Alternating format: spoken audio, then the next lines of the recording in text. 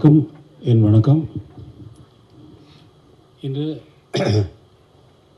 பவதாவினுடைய ஒரு ஆண்டு நிறைவு நாள். இன்று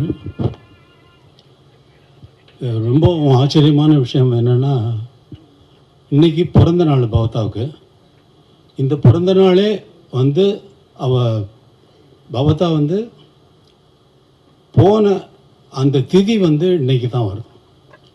திதியும் பிறந்த நாளும் ஒன்றாக வருவது என்பது யாருக்கும் நடந்ததில்லை. இது மிகவும்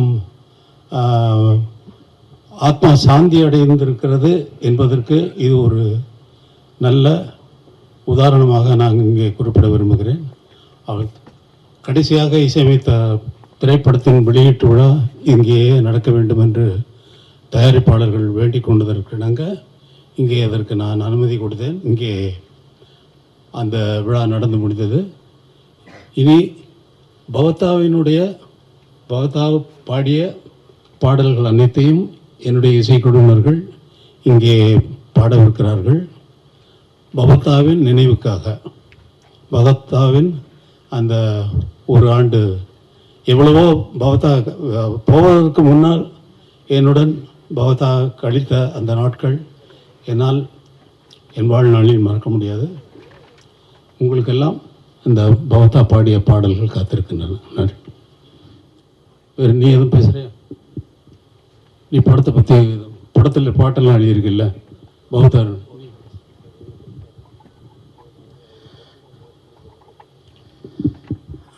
எல்லோருக்கும் வணக்கம். ஐயா பேசுனது மாதிரி இது ஒரு கனவு மாதிரி இருக்குது. இந்த ஒரு வருடம் இது நடந்தது நிஜமா இல்லை நிழலான்னு நம்ப முடியாத ஒரு சூழல். ஏன்னா இசைஞானியுடைய நந்தவனத்துக்குள்ள அதிர்வு இல்லாமல் இசைத்து கொண்டிருந்த வீணை போல சகோதரி பவதாவினுடைய அன்பும் இசையும் அணுகுமுறையும் ரொம்ப அழகாக இருக்கும். நிறைய இடத்துல நான் பவதாவோடைய அன்பு இவன் கூடையும் கார்த்திராஜா சார் கூடையும் அவங்க பேசும்போது நமக்கே ஒரு பொறாமையாக இருக்கும். அவ்வளோ அன்பாக இருப்பாங்க. அந்த அன்புக்குள்ளே ஒரு நெஜம் ஒளிஞ்சிருக்கும். ரெண்டு பேருமே பவதாவை ஒரு தேவதை மாதிரி தாங்கிக்கிட்டு இருப்பாங்க. அதேமாரி ராஜா சாரை பற்றி சொல்லவே வேண்டியதில்லை. இசைஞானியை பற்றி எதையுமே வெளியே காமிக்க மாட்டாங்க. ஆனால் பவதா மேலே அவ்வளோ ஆகாயம் அளவுக்கு அளக்க முடியாத அன்பை எப்போயுமே போல் மனசுக்குள்ளே வச்சுருப்பார். ஒரு சிறு புன்னகை போதும் அவ்வளோ அன்பு வெளிப்படுத்துவாங்க. ஆனால் இன்றைக்கி அந்த இசைக்குயில் நம்ம கூட இல்லைனாலும் இந்த காற்று உள்ள வரைக்கும் அவங்க இசைத்த ஒவ்வொரு ஸ்வரமும், ஒவ்வொரு ராகமும், ஒவ்வொரு பேச்சும், ஒவ்வொரு அணுகுமுறையும் நம்ம கூட பதிவு பண்ணிகிட்டு இருக்காங்க. அவங்க கூட நான் நிறைய படம் ஒர்க் பண்ணியிருக்கேன். எனக்கு அவங்க கடைசியாக இசையமைத்த இந்த படத்தில் கடலில் ஒரு தோணி, இந்த படத்தில் அனைத்து பாடல்களும் நான் தான் எழுதினேன். அதில் கார்த்திராஜா சார் கூட ஒரு பாட்டு பாடியிருக்காரு. அந்த அனுபவமும் ரொம்ப புதுசாக இருக்கும். அவங்கக்கிட்ட வேலை பார்க்குறதுக்கு ரொம்ப ஆசையாக இருக்கும். என்ன வேணுங்கிறதே பூக்களுக்கு இதழ்கள் கசங்காமல் பூக்களை மடித்து பார்ப்பது போல் ஒவ்வொரு விஷயத்தையும் அழகாக சொல்லி சொல்லி வாங்குவாங்க. அவ்வளோ அழகான ஒரு அந்த தன்மை எங்கேருந்து வந்துச்சுன்னு தெரில. ஏன்னா அவ்வளோ அழகாக எல்லா அணுகுமுறையும் இருக்கும். நிஜமாக நான் இந்த படத்தில் ஒர்க் பண்ணதில் ரொம்ப நான் பெருமைப்படுறேன். ஏன்னா அவங்களுடைய வாழ்வு தொடரில் நானும் ஒரு ஓரத்தில் இருக்கேன் அப்படிங்கிறது. இந்த படத்தை தயாரிக்கிறதுக்காண்டி லண்டன்லேருந்து அந்த தயாரிப்பாளர் ரொமிலாவாக இருக்கட்டும், இந்த படத்தோட இசையமைப்பு இயக்குனர் ஈசனாக இருக்கட்டும், அவ்வளோ நேசித்து தான் பவதாவை இந்த படத்துக்கு இசையமைக்க வச்சாங்க. அவங்களும் அந்தளவுக்கு ஈடுபாடோட இந்த படத்தில் பண்ணியிருக்காங்க.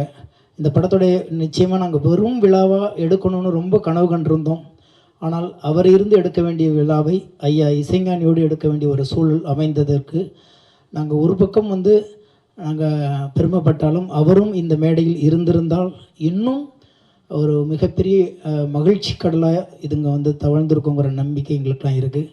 எனவே ஐயா சொன்னது போல் காற்று உள்ள வரைக்கும் பவதாவுடைய இசையும் குரலும் அன்பும் பரிவும் எங்குமே பரவி நிரம்பியிருக்கும். ஏன்னா மறக்க முடியாத ஒரு குரல் அது. யாராலையும் மறக்க முடியாது. இனி ஒரு பவதா இங்கே வருவாங்களா அந்த மாதிரி ஒரு குரலோடு அப்படின்னா தெரியாது. அது பெரிய வரம். அது 1000 இல்லை, லட்சம் இல்லை, 1 கோடி பேர் போடலாம். ஆனால் பவதாவுடைய குரலை யாராலையும் திருப்பி தர முடியாது. அவ்வளோ அபூர்வமான ஒரு குரல், கேட்கும் பொழுதே அவ்வளோ ஆசையாக இருக்கும். அப்படியே வந்து தென்றலுக்கு தலை சீவி விட்டது மாதிரி ஒரு சுகம் இருக்கும். அதிலிருந்து பேசாத ஒரு வீணையின் நரம்பை மாதிரி இருக்கும் அவங்க வார்த்தைகள் எல்லாமே. ஏன்னா அவங்க கூட இருந்து பழகி பார்த்தா தான் தெரியும். எனவே எங்கிருந்தாலும் அன்பு சகோதரியோடைய ஆத்மா ஐயா சொன்னது மாதிரி நம்ம கூட தான் இருந்துக்கிட்டே இருக்கும், இசையாகவும் அன்பாகவும் இருக்கும்.